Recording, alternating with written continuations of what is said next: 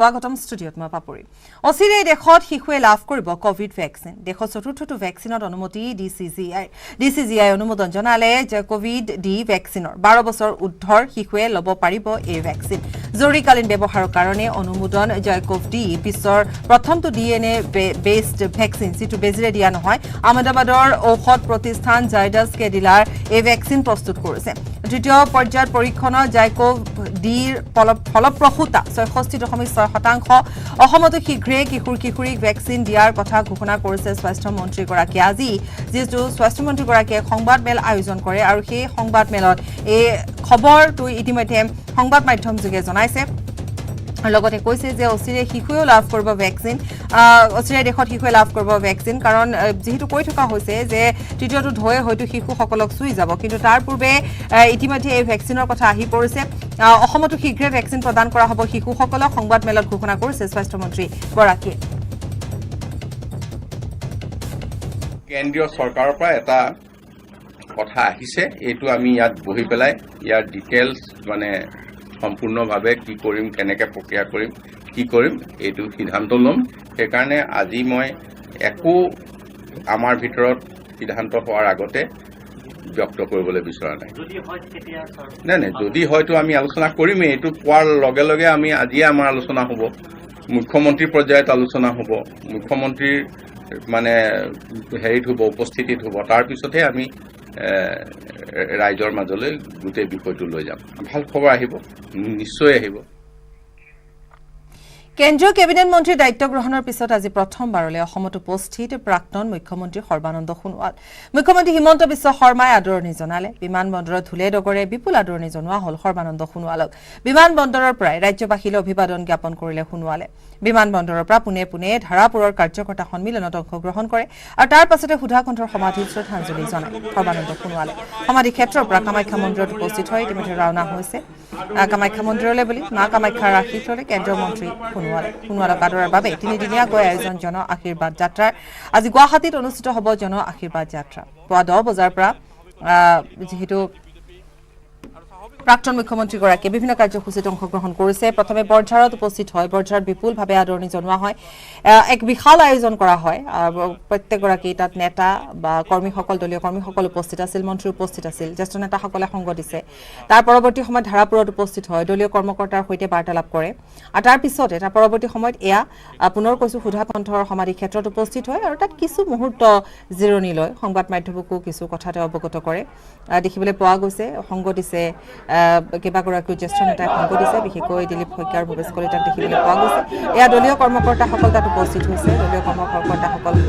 সমাধি ক্ষেত্ৰত উপস্থিত হয় ঠিক তেনেধৰণে কাৰ্যালয়তো আহিব আমি সেয়াও কৈছোঁ ৰাজ্যিক বিজেপিৰ যি কাৰ্যালয় সেই কাৰ্যালয়তো উপস্থিত হ'ব কিছু সময়ৰ পিছত এতিয়া কামাখ্যা ধামলৈ গৈছে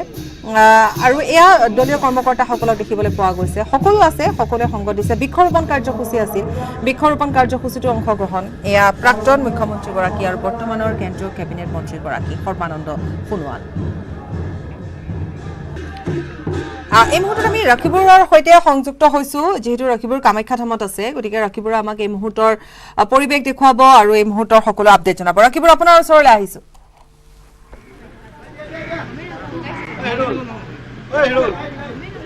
হয় পাপৰি ইতিমধ্যে শক্তিপীঠ কামাখ্যাত অসমৰ প্ৰাক্তন মুখ্যমন্ত্ৰী তথা বৰ্তমানৰ কেন্দ্ৰীয় মন্ত্ৰী সৰ্বানন্দ সোণোৱাল তেখেত উপস্থিত হৈছে আৰু তেখেতক আদৰিবলৈ যি ৰাজ্যিক বিজেপিৰ তৰফৰ পৰা জন আশীৰ্বাদ যাত্ৰা সেই জন আশীৰ্বাদ যাত্ৰাত তেখেতে অংশগ্ৰহণ কৰি ইতিমধ্যে তেখেতে সুধাকণ্ঠ ডক্টৰ ভূপেন হাজৰিকা সমাধি ক্ষেত্ৰৰ পৰা পোনে কামাখ্যা ধামলৈ তেখেত আহি উপস্থিত হৈছে আৰু তেওঁ ইতিমধ্যে কামাখ্যা ধামৰ ওপৰলৈ তেওঁ গৈছে আৰু শক্তিপীঠ কামাখ্যাত মা কামাখ্যাৰ আশীষ ল'বলৈ তেখেতে বৰ্তমান তেখেতে তাত পূজা অৰ্চনা আগবঢ়াই আছে পাপৰি আৰু ইয়াত দেখা গৈছে যে যিসকল বিজেপি কৰ্মকৰ্তা আৰু অন্যান্য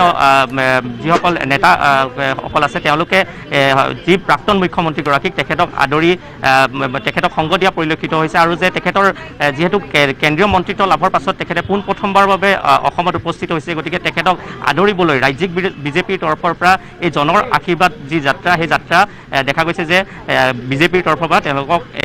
তেখেতক এই অভিনন্দন জ্ঞাপন কৰা হৈছে নিশ্চয় এটা বিপুল আদৰণি জনোৱা হৈছে ৰকিবৰ যিহেতু আমি দেখুৱাই গৈছিলো পুৱাৰ ভাগতে বৰঝাৰ বিমানবন্দৰত বিপুল আদৰণি জনোৱা হৈছে কেইবাগৰাকী জ্যেষ্ঠ নেতাই সংক দিছে সেই সময়ছোৱাত দেখিবলৈ পোৱা গৈছিল মুখ্যমন্ত্ৰী হিমন্ত বিশ্ব শৰ্মা উপস্থিত আছিল ঠিক তেনেধৰণে সভাপতি উপস্থিত আছিল গতিকে প্ৰত্যেকগৰাকী জ্যেষ্ঠ নেতাই সংগ দিছে তাৰ পাছতে ৰকিবৰ যেহেতু কেইবাটাও কাৰ্যসূচী আছে ধাৰাপুৰত উপস্থিত হৈছিল ধাৰাপুৰৰ পৰা আমি পোনপটীয়াকৈ দেখুৱাইছিলো ধাৰাপুৰৰ পৰা আহি সুধাকণ্ঠগৰাকীৰ সমাধি ক্ষেত্ৰত তাৰ পাছত তাত কিছু মুহূৰ্ততে জিৰণি লৈ বৰ্তমান কামাখ্যা ধামত আছে গতিকে কামাখ্যা ধামত আৰু কিমান সময় হয়তো থাকিব পাৰে ৰকিবৰ যদি অনুমান আপুনি কৰে কিমান সময় থাকিব পাৰে হয় ইতিমধ্যে তেখেতে কামাখ্যা ধামত তেখেতে পূজা অৰ্চনা আগবঢ়াই আছে আৰু তাৰ পাছতে আৰু কিছু সময়ৰ পাছত তেখেত এই যিটো কেমেৰাত আপোনালোকে দেখি আছে এই পথেৰে তেখেতে ওলাই আহিব আৰু ইয়াৰ পাছতে তেখেতে যি মহানগৰী লাচিত ঘাটৰ বীৰ লাচিত বৰফুকনৰ যি প্ৰতিমূৰ্তি সেই প্ৰতিমূৰ্তিত এক অনুষ্ঠানত অংশগ্ৰহণ কৰিব আৰু ক'ব লাগিব যে তেখেতে কেন্দ্ৰীয় কেবিনেট মন্ত্ৰিত্ব লাভ কৰাৰ পাছত তেখেতে পোনপ্ৰথমবাৰৰ বাবে অসমত উপস্থিত হৈছিল আৰু তেওঁ যিহেতু বিগত চৰকাৰখনৰ মুখ্যমন্ত্ৰী থকা অৱস্থাত সেই অৱস্থাত তেখেতে কামাখ্যা ধামত তেখেতে উপস্থিত হৈ শক্তিপীঠ কামাখ্যাৰ আশীৰ্বাদ লৈছিল আৰু তাৰ পাছতে সুদীৰ্ঘ প্ৰায় 3 মাহৰ এটা যি বিৰতিৰ পাছত তেখেত অসমত উপস্থিত হৈছে আৰু মা কামাখ্যাৰ তেখেত যিহেতু পূৰ্বতে তেখেতে ভক্ত হিচাপে তেখেতে বিভিন্ন সময় তাত দৰ্শন কৰে তেখেতৰ আশীষ লয় আজিও সেই অনুৰূপ তেখেতৰ যি দৃশ্য সেই দৃশ্য পৰিলক্ষিত হৈছে পাপৰি নিশ্চয় মা কামাখ্যাৰ আশীষ লৈছে আৰু তাৰ পিছত আপুনি ইতিমধ্যে কৈছে যে ইয়াৰ পাছতো কেইবাটাও কাৰ্যসূচী আছে গতিকে ৰকিবৰ আমি সেই সময়ত আপোনাৰ সৈতে পুনৰ এবাৰ সংযুক্ত হ'ম আৰু যেতিয়াই প্ৰাক্তন মুখ্যমন্ত্ৰীগৰাকী বা কেন্দ্ৰীয় কেবিনেট মন্ত্ৰীগৰাকী সৰ্বানন্দ সোণোৱাল ওলাই আহে বা উভতে তেওঁ সেই সময়ছোৱাত আপোনাৰ সৈতে সংযুক্ত হৈ আমি সমগ্ৰ পৰিৱেশ দেখুৱাম ধন্যবাদ আপোনাক এই মুহূৰ্তত আৰু আমি পুনৰ এবাৰ সেই সময় দৃশ্য দেখুৱাই গৈছো যে উষ্ম আদৰণি জনাই মুখ্যমন্ত্ৰী হিমন্ত বিশ্ব শৰ্মাই জ্যেষ্ঠ নেতাসকলে সংগ দিয়ে বৰ্তমান দলীয় কৰ্মকৰ্তাসকল প্ৰাক্তন মুখ্যমন্ত্ৰীগৰাকীৰ সৈতে আছে কামাখ্যা ধামত উপস্থিত হৈছে বৰ্তমান তাতে পূজা অৰ্চনা আগবঢ়াইছে আৰু কিছু সময়ৰ পিছত তাৰ পৰা ওলাই আহিব আৰু তাৰ পাছতে পৰৱৰ্তী কাৰ্যসূচীত অংশগ্ৰহণ কৰিব 6.5 ঘণ্টা এই সময়ছোৱাত ইটোৰ পাছত সিটোকৈ বহুকেইটা কাৰ্যসূচী আছে সকলোবোৰ কাৰ্যসূচীত অংশগ্ৰহণ কৰি বিয়লিৰ ভাগলৈ হয়তো সংবাদ মেলৰ সম্বোধন কৰিব পাৰে ৰাজ্যিক বিজেপিৰ কাৰ্যালয়লৈ আহিব আৰু কিছু সময়ৰ পিছতে ৰাজ্যিক বিজেপিৰ কাৰ্যালয়ত আহি উপস্থিত হ'ব তাৰোপৰি আমি কৈছোৱে যে কেইবাটাও দলীয় দল সংগঠনেও যিহেতু সম্বৰ্ধনা জনোৱাৰ কথা আছে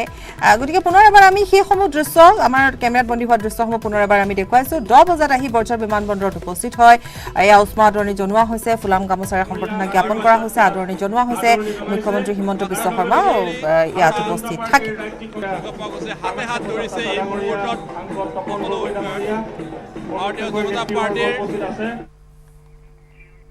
খবৰ অব্যাহত ৰাখিম সময় এটি বিৰতি चल शुरू हो जा my turn कर दे सब कुछ on track strong है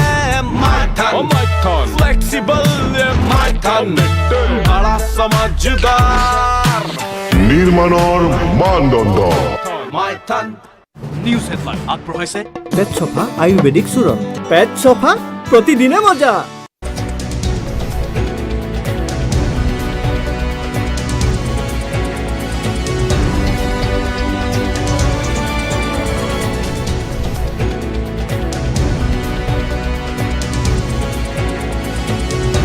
নিউজ হেডলাইন আগবঢ়াইছে পেট সোফা আয়ুৰ্বেদিক চূৰণ পেট সোফা প্ৰতিদিনে মজা 16 channels, 15 languages, 26 states, 1,200 plus reporters, 66.9 crore viewers. India's largest news network, News 18 Network.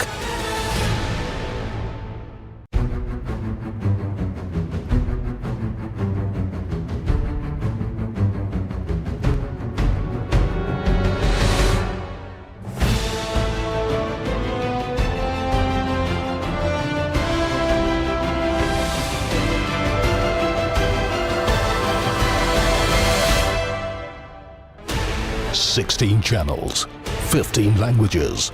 26 states, 1,200 plus reporters, 66.9 crore viewers. India's largest news network,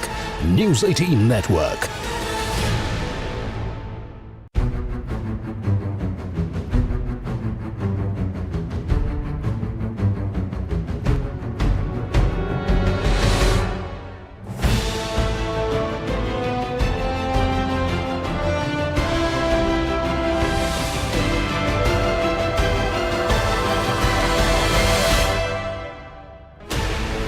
16 channels, 15 languages,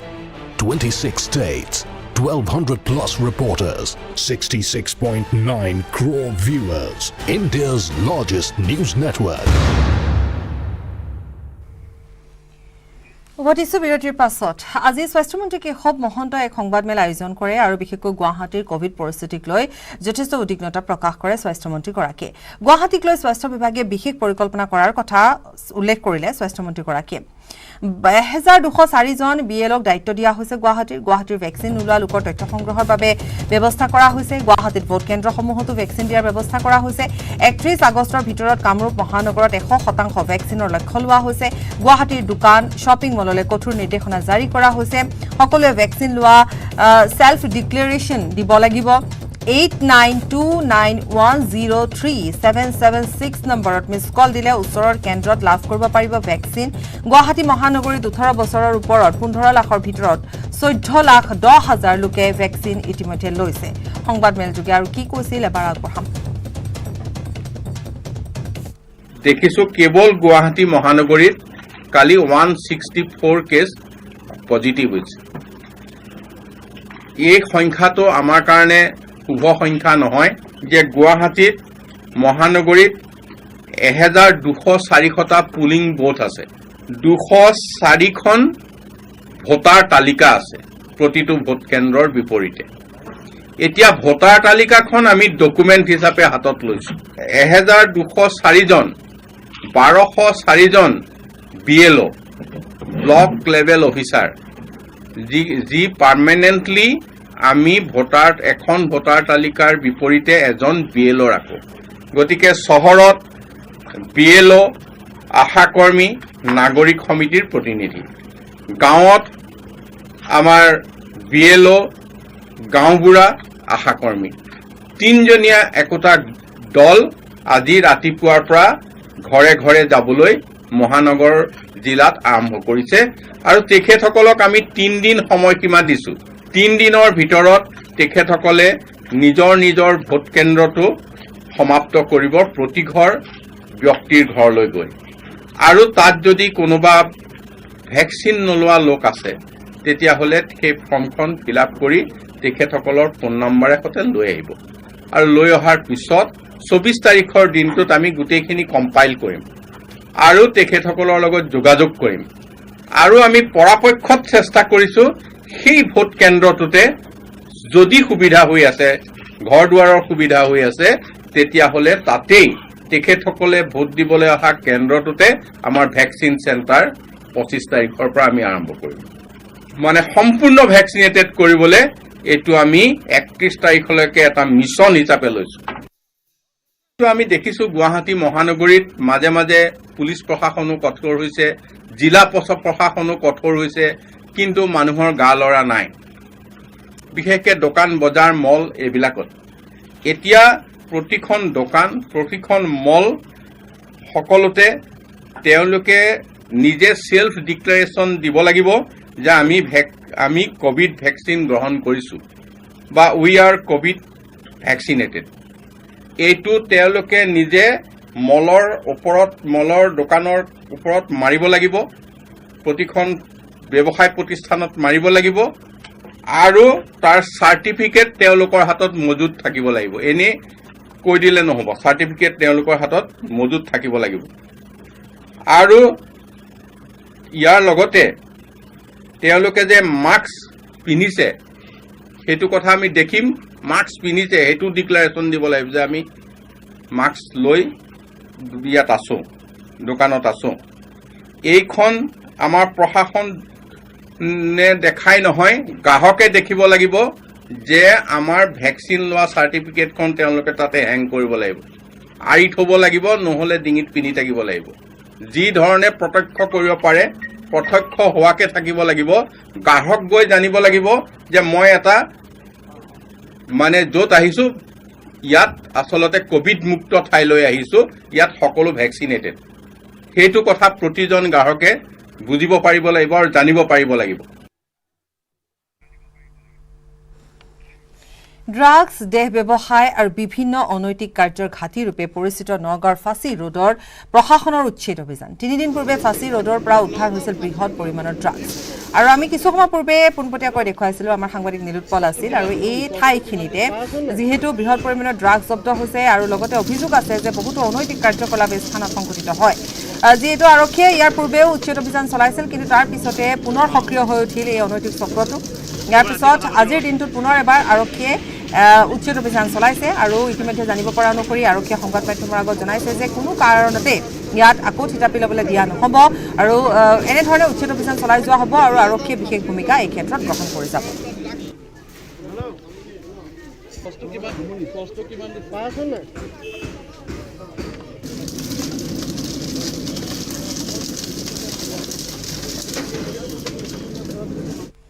Sivasagar অসামৰিক চিকিৎসালয়ত পুৱতি নিশা এক উত্তেজনাপূৰ্ণ পৰিস্থিতিৰ সৃষ্টি হয় জোনালী ফুকন নামৰ এগৰাকী ৰোগীৰ মৃত্যু কেন্দ্ৰ কৰি এই উত্তেজনা চিকিৎসক স্বাস্থ্যকৰ্মী গাফিলতিৰ বাবে মহিলাগৰাকীৰ মৃত্যু হোৱাৰ অভিযোগ আত্মীয়ৰ নিশা 1 মান বজাত মহিলাগৰাকী পেটৰ বিষ হোৱা চিকিৎসালয়ত ভৰ্তি কৰোৱা হয় কিন্তু চিকিৎসকে প্ৰাথমিক চিকিৎসা দূৰৰে কথা ৰোগীৰ কাষলৈও নোযোৱা বুলি অভিযোগ উত্থাপিত হয় নাৰ্ছক ৰোগীৰ ওচৰলৈ মাতিবলৈ যাওঁতে ওলোটাই ৰোগীৰ অভিভাৱকক গালি গালাজ কৰাৰো অভিযোগ উল্লেখযোগ্য যে কিছুদিন পূৰ্বেও অনুৰূপ ঘটনা সংঘটিত হৈছিল অসামৰিক চিকিৎসালয়খনত পুনৰ একে ধৰণৰ ঘটনা সংঘটিত হৈছে আৰু কেইবাটাও অভিযোগ আছে এই চিকিৎসালয়খনৰ চিকিৎসা কৰ্মী তথা নাৰ্ছৰ বিৰুদ্ধে শিৱসাগৰ অসামৰিক চিকিৎসালয়ত পুৱতি নিশাৰ ভাগত এক উত্তেজনাপূৰ্ণ পৰিস্থিতিৰ সৃষ্টি হয় তেওঁ মানে পিছবেলা সময়ৰ পৰা পেটৰ বিষ আৰম্ভ হৈছিলে পেটৰ বিষ আৰম্ভ হওঁতে তেতিয়া প্ৰিলিমিনাৰী আমি তাত একো কৰিব পৰা নাছিলোঁ মই যিহেতু নাছিলোঁ তেতিয়া আমাৰ এখেত আছিলে তেতিয়া প্ৰিলিমিনাৰী অৱস্থাত তেখেতৰ প্ৰব্লেম ইমান নাছিলে যেতিয়া নিশা হ'ল বিষটো বাঢ়ি অহাৰ লগে লগে আমি ডেফিনেটলি ক'লৈ যাম ওচৰৰ নিয়াৰ স্বাস্থ্যকেন্দ্ৰ যাম কিন্তু নিয়াৰ স্বাস্থ্যকেন্দ্ৰ আমাৰ পাই থাকোঁ স্বাস্থ্যকেন্দ্ৰ তাত কোনো ডক্টৰ বৰ্তমান নাথাকেই তাৰ ওপৰত তাৰ ওচৰ হ'ল ডিমৌখনতো সিমান পোৱা নাযায় ৰাতি হ'লে গতিকে আমাৰ ওচৰত হ'ল চিভিলখন শিৱসাগৰ অসামৰিক চিকিৎসালয় চিভিলখন ডেফিনেটলি আমি ইয়ালৈ আহিব লাগিব গতিকে ইয়াত আহিলোঁ ইয়াত আমি যিটো দেখিলোঁ ইমান গাফিলতি কৰিছে ডক্টৰৰ পৰা আৰম্ভ কৰি নাৰ্ছলৈকে ইমান গাফিলতি কৰিছে যাৰ কাৰণে আমি আজি আমাৰ পৰিয়ালৰ এজন সদস্য আমি পশ্চিম কাৰ্বি আংলঙত আৰক্ষীৰ অভিযানত উৎখাত গাড়ী চোৰ চক্ৰৰ এটা বৃহৎ নেটৱৰ্ক ডালিমবাৰী আৰু বৈঠালাংছ আৰক্ষীৰ যৌথ অভিযানত উদ্ধাৰ হয় 8খনকৈ চুৰি দুচকীয়া বাহন ইয়াৰ ভিতৰত 5খন বাইক আৰু 3খন স্কুটি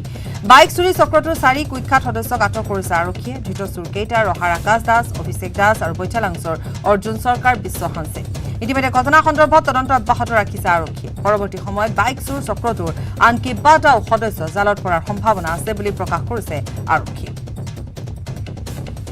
মুঠতে এতিয়ালৈ 8খনমান বাইক আমি ৰিকভাৰী কৰি আছোঁ এতিয়ালৈ আৰু বৰ্তমান তদন্ত চলি আছে আৰু মানুহ এতিয়া বৰ্তমান 4জনমান আমি ডিটেইন কৰি থৈ দিছোঁ আৰু পিছত মানে আৰু ওলাবলৈ সন্দেহ আছে বহুখিনি মানে আৰু গাড়ী ৰিকভাৰী কৰিবলৈ আৰু চান্স আছে আৰু এতিয়া এই থানাত এতিয়াও মানে 8খন বাইক এতিয়াও ৰিকভাৰী হৈ আছে আৰু এতিয়া বৰ্তমান ৰহা থানাতো এখন মানে তেওঁলোকে চুৰি কৰা বাইক এখন তাত অলৰেডি আছে তাত আৰু লাহৰীঘাটত এখন আছে আৰু ওচৰ পাজৰে কিবা নগাঁৱতো আছে বুলি গম পাইছোঁ আমি ৰিকভাৰী কৰিব পাৰিম বুলি ভাবি আছোঁ আৰু অলপ কেইখনমান বাইক দূৰণিবতীয়া বাছৰ চলাচল বন্ধ ৰখাক লৈ চালক হেণ্ডিমেনৰ তীব্ৰ প্ৰতিবাদৰ পিছতে মুখ্যমন্ত্ৰীৰ সকাহ তৎকালীনভাৱে 60,000 চালক হেণ্ডিমেনক 10,000 টকাকৈ প্ৰদানৰ ঘোষণা কৰিলে মুখ্যমন্ত্ৰীয়ে লগতে 1 ছেপ্টেম্বৰৰ পৰা বাছৰ চলাচল খুলি দিয়া হ'ব বুলিও ইতিমধ্যে ঘোষণা কৰিছে মুখ্যমন্ত্ৰীৰ ঘোষণাই সকাহ দিছে বাছ চালক কৰ্মচাৰী মুখ্যমন্ত্ৰীৰ ঘোষণাক আদৰণি চালক হেণ্ডিমেনসকলৰ অৱশ্যে 4 মাহে উপাৰ্জনহীন হৈ পৰা চালক হেণ্ডিমেনসকলৰ বাবে 10,000 টকাৰ অনুদান পৰ্যাপ্ত নহয় বুলি মন্তব্য কৰে চালক হেণ্ডিমেনসকলে ইয়াৰ পৰিৱৰ্তে শীঘ্ৰে বাছ চলাচলৰ অনুমতি দিবলৈ মুখ্যমন্ত্ৰীলৈ আহ্বান চালক হেণ্ডিমেনসকলৰ উৎপল হালৈ ৰিপৰ্ট ৰাজ্য চৰকাৰে এখনৰ পিছত আন এখনকৈ নতুন এছঅপি জাৰি কৰিছিলে আৰু এছঅপি অনুযায়ী আন্তঃজিলা যাতায়াত সেৱা খুলি দিয়া হ'লেও যাত্ৰীবাহী সেৱা মুকলি কৰি দিয়া নাছিলে যাৰ ফলত তীব্ৰ বিৰোধিতা দেখিবলৈ পোৱা গৈছিলে চালক হেণ্ডিমেন তথা মালিকসকলে যিহেতু বিগত 4 মাহ ধৰি তেখেতসকলৰ পানীত হাঁহ নচৰা অৱস্থা হৈছিলে যাৰ ফলত তেখেতসকলে যথেষ্ট ক্ষোভিত হৈ পৰিছিল আৰু তাৰে প্ৰতিবাদমুখৰ কাৰ্যসূচী তেখেতসকলে লৈছিলে ইয়াৰ পৰিৱৰ্তে যদি চোৱা যায় যোৱাকালি তেখেতসকলে খানাপাৰাস্থিত পৰিবহণ বিষয়াৰ কাৰ্যালয়ৰ সন্মুখত তেখেতসকলে ধৰ্ণা দিছিলে আৰু ধৰ্ণা দিয়াৰ পিছতে অসম চৰকাৰৰ মুখ্যমন্ত্ৰীগৰাকীয়ে এক তিথি গ্ৰহণ কৰিছে আৰু যি তেখেতসকলে ইতিমধ্যে কিছু পৰিমাণে সন্তুষ্ট লাভ কৰিছে, কিয়নো তেখেতসকলৰ চালক হেণ্ডিমেন অৰ্থাৎ যি অসমত গোটেই 23 বা 33খন জিলাতে যি চোৱা যায়, যি 60,000 চালক হেণ্ডিমেনৰ স্বত্বাধিকাৰী আছে, প্ৰায় 20,000 বাছ সামৰি বা বাছেই নহয় যি ধৰণৰ যাতায়াত সেৱাত পৰিবহণ ব্যৱস্থাত যাত্ৰী কঢ়িওৱা বাহন আছে, সকলো বাহনকে সামৰি তেখেতসকলে 60,000 লোকক 10,000কৈ টকা দিব বুলি এক প্ৰকাৰ জনাইছে। আৰু জনোৱাৰ পিছত তেখেতসকলে ইতিমধ্যে এক হতাশাৰ বিপৰীতে এক মুখত হাঁহি বিৰিঙাবলৈ চেষ্টা হৈছে। আৰু তেখেতসকল আছে আমাৰ লগত এই মুহূৰ্তত আছে সদৌ অসম মটৰ শ্ৰমিক যুটীয়া পৰিষদৰ সম্পাদক ডাঙৰীয়া আছে। আমি তেখেতসকলৰ পৰাও কিছু কথা জানিবলৈ চেষ্টা কৰিম, যিহেতু চৰকাৰ প্ৰশাসনে আপোনালোকৰ যোৱাকালি প্ৰতিবাদ সাব্যস্ত কৰিছিলে আৰু প্ৰতিবাদ সাব্যস্ত কৰাৰ পিছতে 10,000কৈ টকা দিম বুলি এক প্ৰকাৰ উল্লেখ কৰিছে। কি ক'ব গোটেই কথাখিনি, কি ধৰণে আপোনালোকে আদৰি লৈছে নেকি? হয়, আজি আমি অসমৰ মাননীয় মুখ্যমন্ত্ৰী ডক্টৰ হিমন্ত বিশ্ব শৰ্মা ডাঙৰীয়াক আন্তৰিক কৃতজ্ঞতা জ্ঞাপন কৰিছোঁ। তেওঁলোকে এই ক'ভিড প্ৰট'কলৰ সময়ত বিধ্বস্ত হৈ যোৱা মটৰ শ্ৰমিক, মটৰ মালিকসকলৰ কাৰণে তেওঁলোকে নিশ্চয় নতুনকৈ কিছু আঁচনি ঘোষণা কৰিছে। ইতিমধ্যে চালক হেণ্ডিমেনলৈকে মুখ্যমন্ত্ৰী ডাঙৰীয়া 10,000 টকাকৈ তেওঁ এটা সাহায্য আগবঢ়োৱাৰ যিটো ঘোষণা কৰিছে, এইটো আমি আদৰণি জনাইছোঁ সদৌ অসম মটৰ শ্ৰমিক যুটীয়া পৰিষদৰ তৰফৰ পৰা। এতিয়া আমি আৰু এটা কথা চৰকাৰক জনাবলৈ ইচ্ছা কৰিছোঁ যে আমি অকল মটৰ শ্ৰমিকখিনি নহয়, মটৰ মালিকসকলো বিধ্বস্ত হৈ গৈছে। আমাৰ বেছিভাগ সৰু সৰু মটৰ মালিকে নিজে গাড়ী চলায়, গতিকে তেওঁলোকে ফাইনেন্সত গাড়ী লৈছে। এতিয়া ফাইনেন্সৰ গাড়ীবিলাক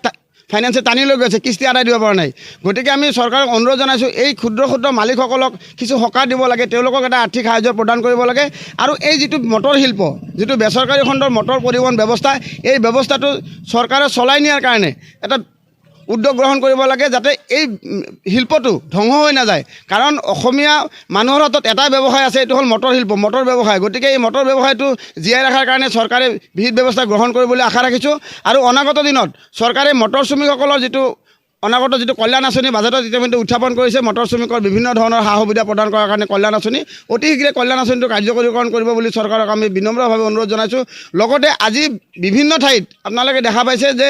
কিছুমান গাড়ী ৰাস্তাত ছাইডত ৰৈ আছে, কাৰোবাৰ পাৰ্কিঙত ৰৈ আছে। এই গাড়ীসমূহ ইমান দিন বহি থকাৰ ফলত গাড়ীসমূহ বিস্তৰ ক্ষতিসাধন হৈছে। আৰু এই গাড়ীসমূহ ৰাস্তাত ওলোৱাৰ লগে লগে কি হ'ব, ফাইনেন্সে টানি লৈ যাব। গতিকে যাতে গাড়ীসমূহ ফাইনেন্সে টানি লৈ যাব নোৱাৰে, চৰকাৰৰ ফালৰ পৰা এটা নিৰ্দেশনা আহিব লাগে যে এই গাড়ীসমূহ কিছুদিনৰ কাৰণে সময় দিব লাগে, আমি গাড়ীৰ কিস্তিসমূহ ফাইনেন্সক আদায় দিম। আৰু আমাৰ গাড়ীৰ যিবোৰ টেক্স বা নথি পত্ৰ নৱীকৰণৰ সময়সীমা, এইটো কিছু বৃদ্ধি কৰিব লাগে, যাতে আমাৰ মালিকসকলে ক্ষুদ্ৰ মালিকসকলে সকাহ পায়। অনাগত দিনত এই চৰকাৰক আমি ধন্যবাদেৰে আমাৰ মটৰ শ্ৰমিক যুটীয়া পৰিষদ তথা মালিক সন্থাৰ তৰফ। হয়, মই আছোঁ ৰঙিয়াৰ অস্থায়ী বাছ ষ্টেণ্ডত। সুদীৰ্ঘ 4 মাহে আন্তঃজিলা যাতায়াত বন্ধ আছিল। পেটৰ তাৰণত এসাঁজ লগৰে থকাৰ পৰিস্থিতিৰ সৃষ্টি হৈছিল বাছৰ চালক হেণ্ডিমেনসকলক। তাৰপিছত কিছু পৰিমাণে সকাহ দিছে ৰাজ্য চৰকাৰে। মুখ্যমন্ত্ৰী হিমন্ত বিশ্ব শৰ্মাই ঘোষণা কৰিছে সাহায্য দিয়া হ'ব 10,000 টকাকৈ। আমি এতিয়া উপস্থিত হৈছোঁ হাৱেই চকত, যিসমূহ চালক হেণ্ডিমেন আছে তেখেতসকলৰ প্ৰতিক্ৰিয়া জানিবলৈ। আপোনালোকক 10,000 টকা সাহায্য দিব বিচাৰিছে মুখ্যমন্ত্ৰীৰ ফালৰ পৰা, কি ক'ব? আমি ক'ব বিচাৰিছোঁ 10,000 টকা আমি এতিয়া শান্তি নহয়। 10,000 টকা 4 মাহৰ কাৰণে বহি আছে গাড়ী, আমি 4 মাহৰ ঘৰত বহি আছোঁ। 4 মাহত 10,000 টকা তেওঁ চলিব পাৰিব নেকি? তেওঁক চলিব পাৰিছোঁ মুখ্যমন্ত্ৰীয়ে তাক 4,000 টকা 10,000 টকা। তাৰপৰা আমাৰ এই শান্তি নহয়, আমাক লকডাউন খুলি দিব লাগে, আমাক 10,000 টকা নিদিওঁ, আমাক আফচোচ নাই, আমাক খুলি দিব লাগে আন্তঃজিলা। হয়, বাছৰ চালক হেণ্ডিমেনসকলৰ দাবী যে যি 10,000 টকা সাহায্য দিছে সেয়া পৰ্যাপ্ত নহয়। সাহায্য দিয়াৰ পৰিৱৰ্তে আন্তঃজিলা যাতায়াত খুলি দিয়ক, তাৰপিছত যিকোনো প্ৰকাৰে তেখেতসকলে চলিব পাৰিব। আমাৰ লগত আন কেইগৰাকীমান চালক আছে, কি ক'ব? আমাক 10,000 টকাটো নালাগে, কিন্তু আমাক আন্তঃজিলা যাতায়াতটো খোলা দিলে ভাল হয়। আৰু বাকী যিবিলাক মানুহৰ পইচাৰ পাই কিবাৰ পৰা বহুত অসুবিধা হৈ আছে, সেইকাৰণে আন্তঃজিলা যাতায়াতটো খোলা দিলে বেছি ভাল হয়। 10,000 টকা দিয়াটো, কাৰণ 10,000 টকাটো নোপোচাক আৰু,